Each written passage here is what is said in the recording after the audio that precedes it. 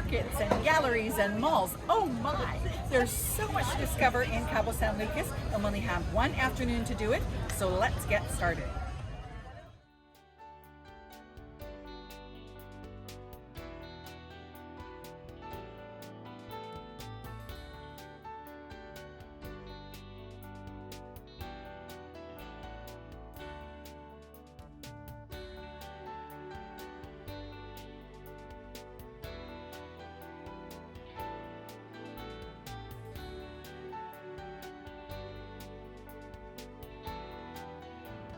Hi friends, I'm Ms. World Traveler Kerry Damiano, and I'm taking you on an adventure to discover style, design, fashion, art, and antiques in great shopping destinations across the country and around the world.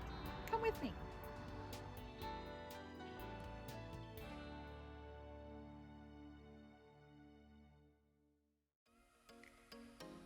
Located at the tip of the over 800-mile-long Baja California Peninsula, Cabo San Lucas sits on the bay where the Sea of Cortez and the Pacific Ocean meet.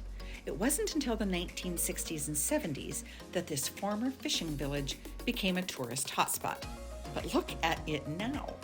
Beaches, scuba diving, surfing, sport fishing, whale watching, and mild temperatures bring tourists in droves. But Cabo is also known as an art center, and there are so many incredible art galleries that I can only show you a sampling. For example, Beatriz Olivia Lopez gave me a quick tour of Stonia, which showcases vessel sinks, boxes, and other decorations made out of granite and unusual stones.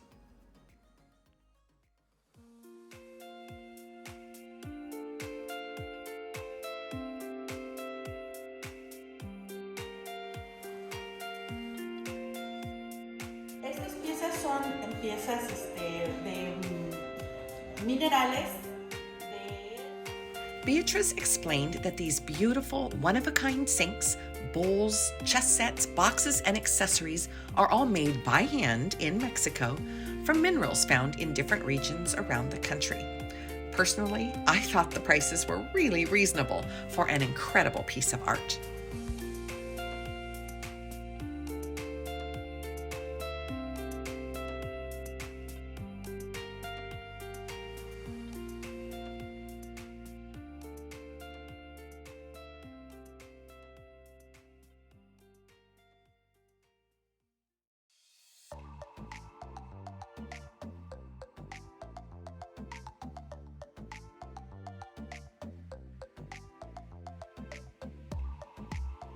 Then I met Danielle at El Milagro Jewelry, who proudly displayed playful cat sketches.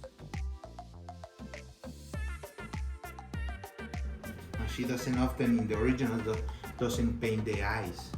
Or they're closed, or they don't have it. For example, like where I have like the one that is breastfeeding the kitty, doesn't have the eyes, because the eyes is the window to the soul. So she doesn't draw it to the cats.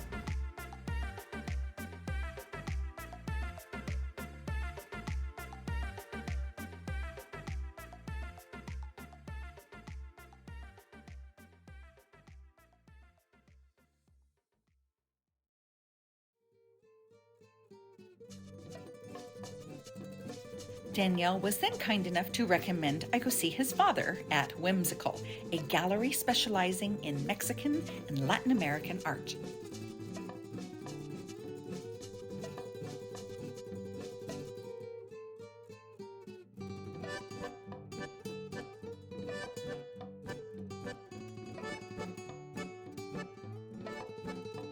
The gallery features local artists who don't necessarily come from an art background. For example, the artist who creates the welded pieces started off as an industrial welder who just happened to know one of the artists that was represented at Whimsical, and they needed a welder for a commissioned project. After working on those first few pieces, the welder was inspired and decided to branch off on his own and now sells his own work.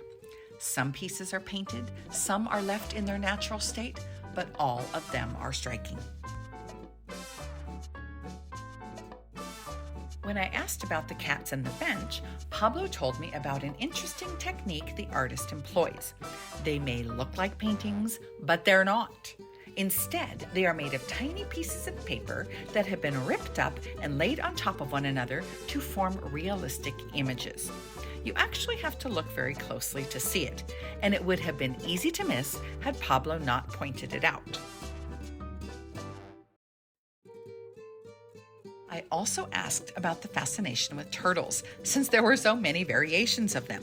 He told me that the reason turtles are so often depicted in artwork is because they have numerous beaches where turtles come to lay their eggs, and it's a very popular tourist experience to come during hatching season, watch all the baby turtles hatch at the same time, and then run into the ocean.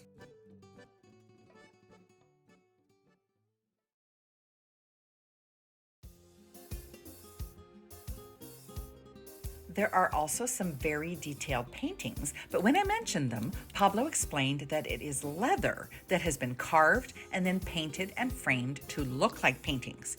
It is incredibly time-consuming, very intricate, and a local specialty. You won't find the leather carving or the paper-layered paintings anywhere else in Mexico.